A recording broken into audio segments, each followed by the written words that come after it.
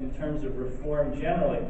There's a kind of packet of reforms that have taken various different names. The Senate has called it "We the People." The House is calling it "By the People." You get the message. The people are important in this, and it includes these components. So disclose is obviously critical. You got to know where the money's coming from. You have to have that transparency, because with transparency comes accountability.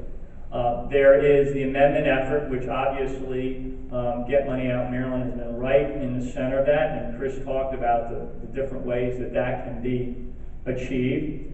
There's reforming the way we finance campaigns, which is where I've put a lot of the attention. I'll talk a little bit more about that in a moment. There's empowerment, which is to protect people's access, and Chris talked a little bit about this at the outset. Protect access to the ballot box, right? Even as we're trying to be creative with new reforms, we got to protect the gains we've already made. And if you can have political forces in the state of Maryland, in Montgomery County, seeking to roll back people's ability to access the ballot box, imagine what's going on in other places around the country. We were able to draw attention to that, and they backed off of that.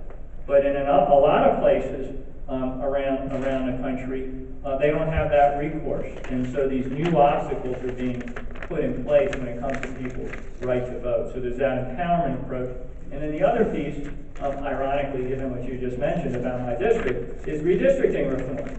And there's a piece of legislation it's called the Redistricting Reform Act, and it would create a national solution to the problem of gerrymandering, because if you just fix it in some states and not others, you're only going to make the system more political than it is right now.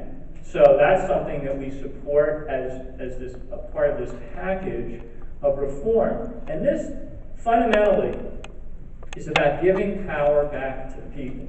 The reason people are so angry these days, so frustrated, so cynical, to the point where they're grabbing pitchforks and standing